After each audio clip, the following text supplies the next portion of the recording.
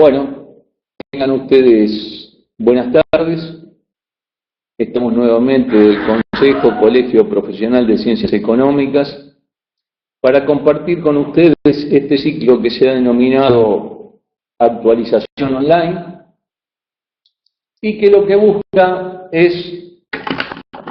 advertirles a ustedes las distintas resoluciones y novedades que han ido saliendo, buscando que si a alguno se le ha pasado por alto la misma, pueda releerla a los efectos del correcto asesoramiento de su cliente. Recuerden ustedes, no busca este ciclo dar un curso sobre los distintos temas desarrollados, sino simplemente ser una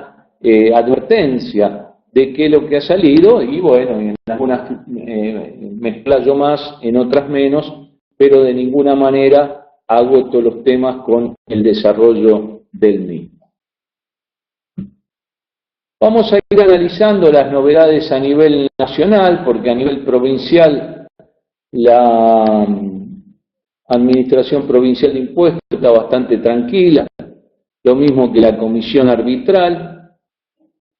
de manera que vamos a ir desarrollando las principales resoluciones que salieron en el último tiempo. La 4303, que creo que le habíamos mencionado, tiene que ver con el remito electrónico cárnico. Esta resolución fue publicada el 31 del 8 del 2018 en el Boletín Oficial. Tiene una modificación de la resolución 4256, que es la que creó el traslado de carnes, subproductos derivados de la faena de la hacienda de las especies bovinas, bubalinas y porcinas. Entonces, esta resolución busca un control más estricto sobre la cadena cárnica de estos animales. El remito electrónico, entonces les pongo ahí, se emitirá para amparar el traslado de carnes y subproductos desde origen a destino a través del transporte automotor. La AFIP, al autorizar este remito electrónico cárnico, crea el CRE, es decir, el código de remito electrónico por cada comprobante solicitado y autorizado, el cual deberá figurar impreso en el comprobante. El CRE tiene que estar con anterioridad al traslado de la mercadería. Para poder emitir un remito electrónico cárnico se debería habilitar un punto de emisión a través del Servicio de Administración de Puntos de Venta y Domicilio. El remito electrónico tendrá vigencia de 72 horas corridas, que esto ha sido modificado, ahora lo vamos a ver. Y cuando los titulares o depositarios de la mercadería no sean los emisores del remito, deberán ingresar a remitos electrónicos para prestar conformidad y validar la emisión del remito. El destinatario de la mercadería, y esto es un problema según dicen algunos abastecedores, tiene que ver con la recepción por parte de este destinatario de la mercadería y la entrada para aceptar o rechazar la mercadería recibida. Entonces, en el visto de esta resolución hace referencia a la 4256 que implementó el remito, y en lo referido a lo que modifica, vemos ahí que procedía a modificar lo siguiente. Primero, dentro de las operaciones que quedaban excluidas, solo estaban las de importación y exportación,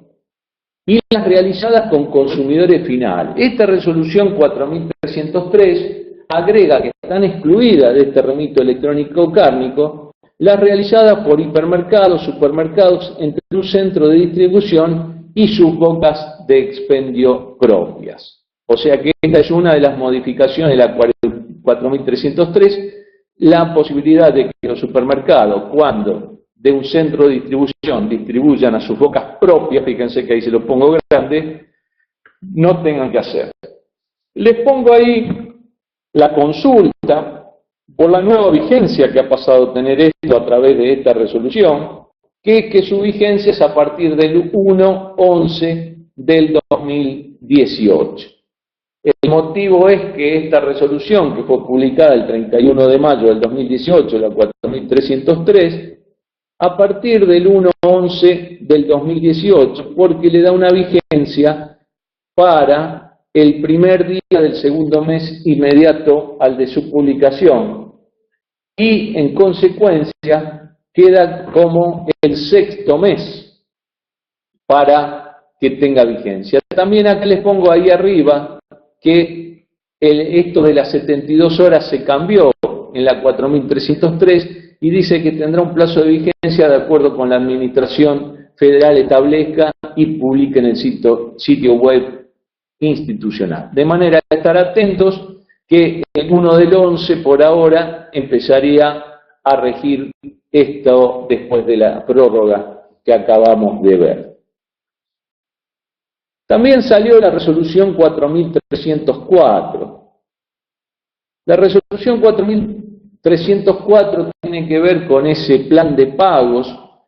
que salió para deudas vencidas al 30 de junio del 2018 a través de la resolución general 4289. Esta resolución, que permite pagar en cuotas algunas deudas impositivas, había excluido dos cosas que los habla en los considerandos y permite ahora tomar los intereses punitorios dentro del plan y refinanciar algunos de los planes realizados por este nuevo régimen del plan permanente que sustituyó a la 3827, que es la resolución 4268. O sea que lo que incorpora esta resolución 4304 a la resolución del plan de pago de deuda vencida el 30 de junio es la posibilidad de que si uno había hecho un plan de pagos del nuevo régimen de plan permanente de la 4268 pueda refinanciarlo con este plan de pago más largo. Y lo otro es que lo que habíamos aclarado en su momento, que el interés punitorio no se podía incluir en estos planes, bueno, ahora sí está incluido dentro del plan. Entonces, por eso ahí se modifica que antes solo se podían refinanciar planes de la 3827 y de la 4099. Ahora también de la 4268 para planes consolidados hasta el 14 de septiembre del 2018. De manera que entonces estos planes se pueden reformular y a su vez el interés punitorio también puede incluirse dentro de esta 4289 a través de la resolución 4304 publicada el 11 del 9 del 2018. Entre otras resoluciones, también ha salido la resolución 4305. La misma no tiene mayor importancia, es decir, basta con consultar quiénes son los obligados a actuar en estos regímenes de retención, quiénes son la nómina de sujetos comprendidos, referido a la resolución de retención 2854. Recordemos que la resolución 2854, ya la que ya hace mucho tiempo reemplazó a la 18,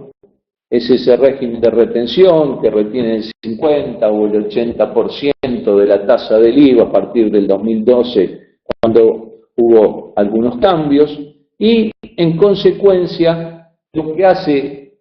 y lo dice ahí en los considerandos, que el artículo 3 de la 2854 obliga al fisco que cuando incorpora contribuyentes a sus 3 anexos 1, 2 y 3, o cuando excluye agentes de retención, lo debe hacer a través de una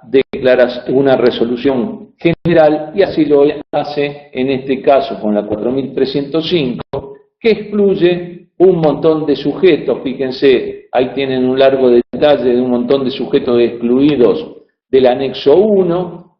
ahí tienen que excluyó también del anexo 2, también excluye del anexo 3. De manera que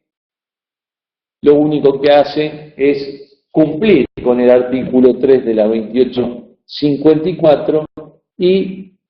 en cumplimiento de esas disposiciones, emite el fisco esta resolución general. También ha salido la resolución general 4306, que tiene que ver con las garantías otorgadas en resguardo de obligaciones fiscales. Así que los que estén poniendo algún tipo de garantía, recuerden que esto se había reglamentado oportunamente por la resolución 3885, que tenía que ver con la constitución, prórroga, sustitución, ampliación y extinción de garantías a favor de la Administración Federal. El proceso de determinación de solvencia de los importadores y exportadores, auxiliares de comercio y servicio aduanero de la 2570, son evaluadas, entre otros, en las respectivas declaraciones tributarias, y con motivo del vencimiento del cumplimiento de determinadas obligaciones corresponde adoptar una medida excepcional a fin de fijar un plazo para la presentación de garantías, donde, a efecto de adecuar la denominación de los servicios referidos, sustituir el formulario 974 correspondiente al aval de Sociedad de Garantía Recíproca Electrónico para garantías aduaneras e impositivas. Así que tienen un cuadro en el anexo donde le dice cuáles son las modificaciones en lo referido al tema de garantías para cumplimiento de obligaciones fiscales y cumplimiento de obligaciones aduaneras. También han salido la resolución 4307 y en el mismo sentido se dirige la 4308. La resolución 4307 y su idéntica 4308 tienen que ver con modificaciones a la 2730. La 2730 va determinando la aduana una serie de valores, criterios de carácter preventivo. Es decir, como cosa normal, se deberían cobrar los derechos aduaneros en función del valor transaccional de las mercaderías. Pero, entiende la AFIP, y así lo hizo saber a través de su resolución 2730, que existen subfacturación de importaciones. Y en ese sentido, constituye una importante herramienta para enfrentar la evasión y combatir las prácticas de subfacturación, que se establezcan estos valores criterios de importación para cualquier mercadería que esté comprendida en la nomenclatura común del Mercosur. Para ello, hace una evaluación de riesgo, recurre a sus bases de datos, a diversas publicaciones especializadas, para ver si realmente el importe de ingreso de mercadería declarado por el importador tiene alguna relación con lo declarado o sus valores normales en el mercado. Sobre todo puede ser que exista vinculación, por ejemplo, y esto es lo que trata de combatir a través de estas determinaciones, de estos valores, criterios preventivos, que van modificando la resolución 2730. En consecuencia, fíjense que la 4307 y la 4308 de valores de criterio preventivo se encargan de este mismo tema, que es la evaluación del riesgo en función de la importación de mercadería y determinar valores para comparar con el valor transaccional que determina el importador a fin del cobro de los derechos aduaneros. Acuérdense que dentro del decreto reglamentario de la ley de IVA, de alguna manera aparece este tema, dándole facultades a la AFIP para liberar mercadería cuando hay discusión en el tema del valor de la misma. Sin embargo, en la medida que le pongan garantías que cubran las posibles diferencias, está autorizada a liberar esa mercadería sin que, en definitiva, se hayan cumplido totalmente el pago de los derechos, sino que se compensan con estas garantías. Entonces se paga en general en base al valor transaccional declarado por el importador, se le obligan a dejar garantías por la posible diferencia y se libera la mercadería para que vaya a plaza. La Resolución General 4309 tiene que ver con el régimen simplificado para pequeños contribuyentes. Es una larga resolución, pero de alguna manera lo que está tratando la AFIP hacer a través de la misma es juntar en un solo cuerpo normativo un montón de resoluciones que fueron saliendo en forma desperdigada para que queden todas juntas y se puedan consultar desde esta resolución 4309. Recuerden ustedes que una de las resoluciones más importantes que tenía que ver con el régimen simplificado era la resolución 2746, donde nos explicaba un montón de situaciones que ocurrían para la inscripción, para la recategorización, etc. Y por eso, a través de esta resolución se propone su sustitución. Pero no solo de esta resolución, sino de otro montón de resoluciones que ahí están nombradas, 2746, 2847, 3328, 3529, 3640, 3990, etcétera. Como ven, son numerosas las resoluciones que ahora quedan en este cuerpo ordenado de la 4309. Por eso la primera que nombran los considerandos es justamente la 2746, que nos dice en los propios considerandos, estableció requisitos, formalidades y demás condiciones que deben cumplir los adheridos al régimen simplificado, previsto en la ley 24977. También nos explica que las resoluciones generales 2847, 3328, 3640, se refería a la exclusión del monotributo y por eso hace referencia al artículo 20 de la ley 24977, que recuerden ustedes, es ahí donde tenemos los motivos que hacen excluir del régimen simplificado a los pequeños contribuyentes. También nos explica que distintas resoluciones y la ley 27346 fueron modificando los montos del artículo 8 y que también se van a unificar en esta resolución. Por otra parte, la 3990 estableció la recategorización de oficio y las modalidades de pago de obligaciones de los pequeños contribuyentes, incorporando la obligación de constituir un domicilio fiscal electrónico, que ahora ya no tiene más razón de ser, porque recuerden ustedes que la modificación por parte de la ley 27430 de la 11683 cambió ese carácter optativo del domicilio fiscal electrónico para llevarlo a un carácter obligatorio, de manera que ya no tiene sentido estas observaciones que fue incorporando AFIP para que en determinadas operaciones se utilizara el domicilio fiscal electrónico. Sigue haciendo referencias en este considerando, y así nos dice, sacó la 4063 del nuevo portal para monotributistas, que con ese portal se buscó que estén todos juntos para que el monotributista trabaje con mayor simpleza, un procedimiento de recategorización de oficio para los pequeños contribuyentes ante detección de la causal que se ha producido mediante herramientas informáticas, y nos recuerda que aparte de la ley 27346, la 27430 modificó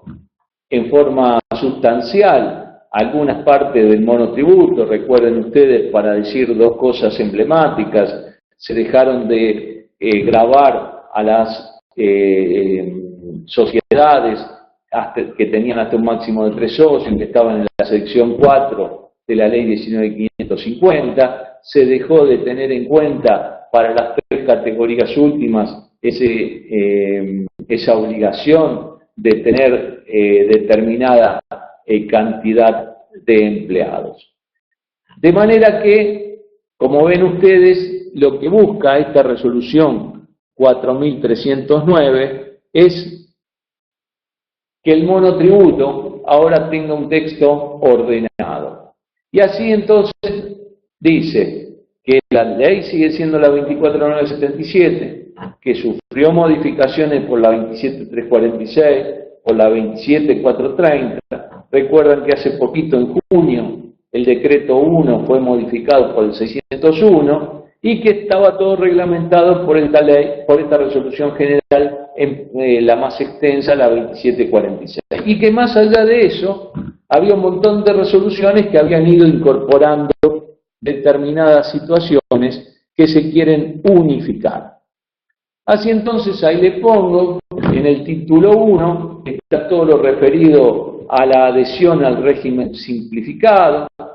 inclusive en el régimen de inclusión social y promoción del trabajo independiente, como así también los sujetos comprendidos en el Registro Nacional de Efectores de Desarrollo y Economía Social. Para ello, este título 1, en su capítulo 1, nos divide en distintos apartados para que busquemos los sujetos comprendidos, requisitos y formalidades, inicio de actividades, la opción de obra social y el desistimiento de la obra social de trabajadores independientes promovidos. Dentro del capítulo 2 tenemos los parámetros de categorización, como así también en el capítulo 3 todo lo referido a la recategorización. Ahí pone el apartado A, la recategorización semestral. Recordemos que otra de las grandes modificaciones que se ha producido en la ley 27430 fue el cambiar del artículo 9 de la recategorización cuatrimestral a la recategorización semestral. También hace referencia a las recategorizaciones de oficio, las recategorizaciones de oficio por fiscalización presencial, por controles sistémicos, y los recursos administrativos del artículo 74 del decreto reglamentario aplicables contra estas distintas recategorizaciones. Por otra parte, el título 1 en su capítulo 4 también se refiere a la obligación de pago, obligación mensual, cómo se determinan las cotizaciones del Sistema Integrado Previsional Argentino y el Sistema del Seguro de Salud, ingreso de otros conceptos, beneficio al cumplimiento, beneficios para trabajadores independientes promovidos y los efectores de desarrollo local. En el capítulo 5 están los comprobantes. Acuérdense que de cualquier manera ahora la resolución 4290 también hace referencias a este tema de los comprobantes y que la mayoría de los monotributistas, para hacer sus facturas a otros comerciantes, llamémosle para utilizar un término amplio, tiene un cronograma para el desarrollo de esas facturas por medios electrónicos, y que por otra parte recuerden ustedes que si se trata de consumidores finales, todos deben facturar a partir del 1/4 del 2019, de acuerdo a esas modificaciones. Entonces, la exclusión del régimen simplificado, la exclusión por simplificación, exclusión de pleno derecho por controladores, por controles sistémicos y los recursos, habíamos dicho. Fíjense que el capítulo 7 se dedica a regular lo referido a la modificación y cancelación de inscripción, las modificaciones, baja por fallecimiento, cese de actividades, renuncia al régimen, y la baja automática y el reingreso al régimen. El título 2 tiene otras disposiciones. Dentro de su capítulo 1 lo referido a las cooperativas de trabajo, en su capítulo 2 lo referido a empleadores adheridos al régimen simplificado, el capítulo 3 la reglamentación del artículo 29 del anexo, operaciones recurrentes. Acuérdense que cuando yo hago operaciones recurrentes, si reúno los requisitos no están sujetas a las limitaciones de deducciones en ganancias. Y también me habla de la simultaneidad de actividades en el régimen general y simplificados, y en su título 3 crea un régimen de retención, y en el 4 las disposiciones generales y transitorias. Mantiénense la vigencia en el nuevo portal para monotributistas, las credenciales de pago 152, 157, volante de pago formulario 155 y 184, y ahí nos va diciendo todas las resoluciones que van a ser derogadas por esta resolución 4.309, y como ven, esto está en el artículo 103, de manera que es una larga resolución que nos va a tener su tiempito estudiarla, pero como ven está bastante clasificada para poder buscar el tema que nos ocupe en ese momento. También ha salido la resolución general 4310. Esta resolución 4310 tiene que ver con el sistema de información simplificado agrícola. ¿Se acuerdan que oportunamente primero hizo un anuncio y después salió la resolución 4248? Una resolución conjunta del Ministerio de Agroindustria, SENASA, INASE y AFIP, para tratar también, un poco con el mismo criterio del anterior para el monotributo, también tratar de juntar regímenes de información, registros, intercambio de información justamente entre estos 4 organismos, Ministerio de Agroindustria, SENASA, INASE y AFIP, tratando de esta manera de reemplazar determinados registros y regímenes informativos vinculados a la actividad de producción y comercialización de granos y semillas en proceso de certificación, cereales y oleaginosas, legumbres secas, que la inscripción en el citado sistema es obligatoria tanto para productores de granos y semillas, para operadores que intervengan y también para propietarios. Cuando habla de los propietarios, fíjense que es muy amplio, porque se refiere a los propietarios, copropietarios, usufructuarios, ocupantes, cualquiera fuera su título, y los subcontratantes. También nos explica que si bien la 4248 creó este sistema de información simplificado agrícola, denominado SISA, no se habían establecido los requisitos y condiciones para integrar el mismo. Es por eso que a eso se dedica esta resolución general. Así entonces el sistema integrado de simplificación agrícola, ya les digo, tiene la resolución 4248 y se modifica o se reglamenta, como quieran decirlo ustedes, por la 4310. Referido al Ministerio de Agroindustria, el SENASA oportunamente sacó esta resolución 586/18, el INASE, la AFI, todo eso para tratar de facilitar al contribuyente. Entonces fíjense que la 4248, cuando crea el sistema, ya nos hablaba de cuáles eran los distintos registros o regímenes de información que trataba de encuadrar a través de una sola declaración jurada. Y por eso nos decía que crea el sistema SISA y la búsqueda es reemplazar registros y regímenes informativos a la actividad de producción y comercialización de granos y semillas en proceso de certificación, cereales, oleaginosas y legumbres secas. Así crea el CISA, dice la 4248, el registro de operadores de la compraventa de grano, la famosa resolución 2300, se busca incluir dentro de este régimen, el registro fiscal de tierras rurales explotadas, que tanto disgusto le ha dado a más de un contador, a través de la 4096, también el padrón de productores de granos monotributistas de la resolución 2504, el régimen informativo de capacidad, de capacidad productiva y producción de la 2750, de la 3102 y su complementaria 3342, todo esto va quedando de lado. El mismo RENSPA, creado por resolución 423 del 22 de septiembre del 2014 a través del SENASA, y el registro usuario de semillas RUS del año 2007, todo esto y todo aquello, termina diciendo el punto 7, registros y regímenes informativos de los organismos intervinientes que los mismos determinen en el futuro. O sea, se trata de concentrar en este sistema todo lo referido. Ahí le pongo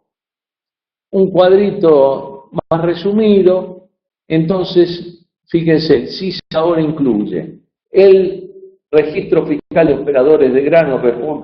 de la 2300, el registro fiscal de tierras rurales explotadas 4096 TIRE, padrón de productores monotributistas de la 2504, PPGM, régimen de información de capacidad contributiva 2750, producción de granos 2342, el RENSPA y los registros de usuarios de semilla RUS. Todo esto queda ahora dentro del CISA. Entonces, otra cosa que nos aclara, que una particularidad de este sistema es que va a tener un scoring, y a su vez dentro del mismo está el régimen de retención, el régimen especial de reintegro técnico, el régimen especial de pago, para todo referido a lo que ocurra a partir del 1/11 del 2018. Y hace una aclaración que aun cuando correspondan operaciones realizadas con anterioridad a esa fecha. En los considerando nos explica que lo que busca es reglamentar el régimen creado por la 4248, que la inscripción es de carácter obligatoria y gratuita, y esto viene a reglamentar justamente la 4248.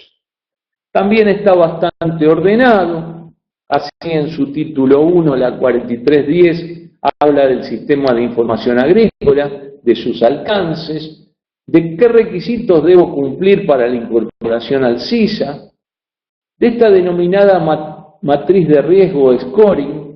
que va a tener un estado de evaluación inicial, que está dividida en 3 estados, estado 1, estado 2 y estado 3, y de acuerdo a eso se originan beneficios en las retenciones y en el régimen sistémico de devolución.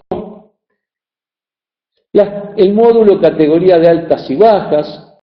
el módulo superficie y actividad, como era antes, el módulo superficie lo va a tener que cumplir el productor y todos los casos que determina asimilables a productores, la actividad que va a tener que desarrollar el propio productor si explota directamente o en caso contrario el tercero, y el módulo de información productiva. Dentro de los sujetos obligados a cumplir con el TIRE, tenemos entonces a los productores, a los operadores que intervengan en la cadena de comercialización, a los propietarios, copropietarios, usufructuarios y ocupantes, y también hace un comentario: ¿qué pasa si el inmueble rural pertenece a un residente en el exterior, estando en principio la obligación a cargo del representante en el país? El servicio de información simplificado agrícola SISA va a haber que entrar con una clave nivel 3, va a haber que tener registrado y aceptado los datos biométricos, hay que informar al menos una dirección y un número de teléfono particular, y hay que tener un domicilio fiscal electrónico. Recuerden que el mismo ha sido reglamentado por la resolución 4280 y por eso me dice conforme a lo dispuesto en dicha resolución. Ahí les pongo los 3 estados. Los estados no se aplican a los propietarios, sino solo a productores y operadores, como vemos ahí. Tiene que ver con un mecanismo de calificación de la conducta fiscal. Esa conducta fiscal va a ser evaluada a través de la ponderación de parámetros objetivos establecidos por AFIP y por el resto de los organismos. Recuerden que esta es una resolución conjunta, donde intervinieron varios organismos, como ya vimos, y esos estados tienen bajo riesgo el estado 1, mediano riesgo el denominado estado 2, y el estado 3 es de alto riesgo. La comunicación de los cambios de estado, como no podía ser de otra manera, me la van a enviar al domicilio fiscal electrónico y ante mis quejas puedo interponer el recurso del artículo 74 del decreto reglamentario de la ley 11.683, que es ese recurso denominado residual que se hace ante el administrador federal y se utiliza cuando no hay un régimen recursivo específico en la ley 11.683. Este estado asignado, me explica la resolución, que permitirá administrar beneficios fiscales de acuerdo a la calificación obtenida y estará disponible en el servicio web SISA.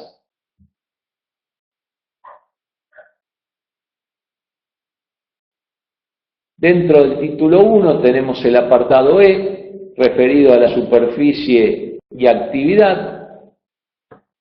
y la parte de productiva, recuerden que la tiene que hacer el productor. O sea, ese módulo superficie, actividad, está dividido. Productivo, la parte de superficie es para el productor, y si el productor es también el que explota el campo, deberá ser la parte de actividad. Caso contrario, la parte de actividad la hará el que explota el campo. El cumplimiento obligatorio para productores de la existencia y capacidad de producción a través del módulo que se denomina ahora de información productiva. Es decir, como ven ustedes, hay muchas cosas que ya estaban, pero existen algunas novedades. Entonces, lo debe utilizar al momento de declarar las existencias y la superficie afectada a la producción agrícola. También la 4310 tiene un régimen de retención del IVA, donde nos explica en sus distintos apartados cuáles son las operaciones comprendidas, quiénes son los sujetos obligados a actuar como agentes de retención, qué sujetos son pasibles de estas retenciones y las alícuotas aplicables, las formas y plazos de ingreso de dichas retenciones, la obligación de entrega por los agentes de retención de los comprobantes justificativos de las mismas, que las mismas van a generar un saldo de libre disponibilidad, que hay que cumplimentar con un régimen de información y registración, hay obligaciones específicas por categoría y las obligaciones del agente de retención, y luego nos explica qué pasa cuando interviene corredores inactivos o calificados en estado 3 en el SISA. En el título 3 concentra ahora la parte del reintegro sistémico de las retenciones efectuadas. Acuérdense que ha bajado ahora el monto de las retenciones, va a ser del 5% y en caso de estar bien posicionado me van a devolver el mismo 5, acuérdense que antes era el 8 y me devolvían el 7, el reintegro sistémico de las condiciones generales, los porcentajes a reintegrar por este reintegro, los requisitos y condiciones, el procedimiento que va a tener el mismo, el plazo de acreditación de los mismos y los importes sujetos a reintegro sistémico no acreditado. Por otra parte, termina con un título 4 referido al régimen especial de pago de IVA, la diferencia entre el importe de la retención y el importe total del IVA, ya sea el 21, el 10,5, según el tipo de producto de que se trate, se deberá transferir a la CBU declarada por la Resolución General 2675 y de esa manera se debe complementar el pago de IVA. Bueno, ahí tienen un ejemplo de cuánto van a ser los valores de las retenciones, que las retenciones van a ser 5 en el estado 1, 5 para el estado 2 o 7 para el productor vendedor. El estado productor vendedor o operador vendedor también podrá generar una retención del 8% cuando se está en estado 3. Y fíjense que el pago en CBU, obviamente, en este caso que está dando cereales, oleaginosos y legumbres, excepto arroz, que es el artículo 28 de la ley de IVA, les da una tasa del 50%, nos pone ahí que el pago en CBU será del 5,50 si me retuvieron el 5, el 3,50 si me retuvieron el 7 y el 2,50 si me retuvieron el 8% por estar en estado 3. La vigencia de la norma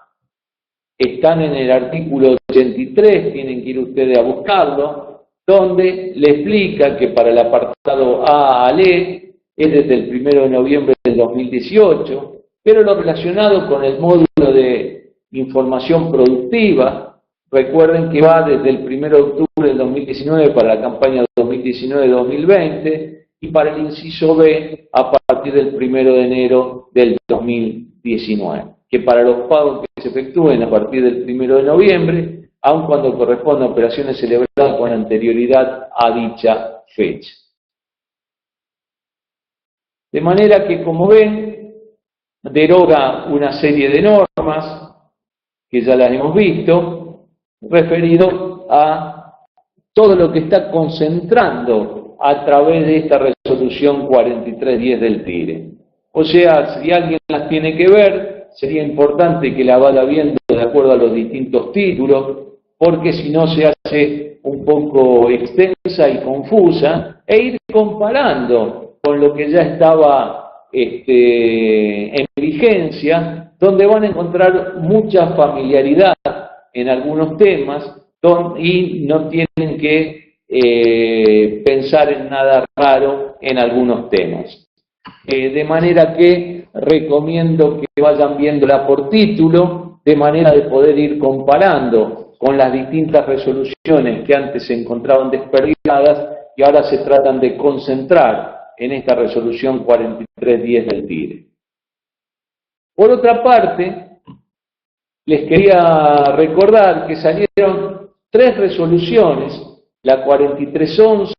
la 4312, la 4313, relacionado con el denominado ahora a partir de la 27430, impuesto sobre los combustibles líquidos y al dióxido de carbono. Recuerden que antes se llamaba y al gas natural. La reforma fiscal de la 27430, publicada oportunamente el 29 del 12 de 2017, cambió lo referido a esto, pero no obstante, la ley sigue siendo la 23966. Entonces, dentro de sus considerandos, nos explican las resoluciones que, entre otras cosas, esto tiene que ver con los artículos 11 de la ley, 11.683 83. Recuerden que el artículo 11 de la ley 11.683 es el que regula la declaración jurada que tienen que hacer los contribuyentes. En el 21 recuerden ustedes que están la posibilidad de que la AFIP instrumente sistemas de anticipos, y en el artículo 23 más que nada regulado con las formas de pago de que se hacen estas obligaciones.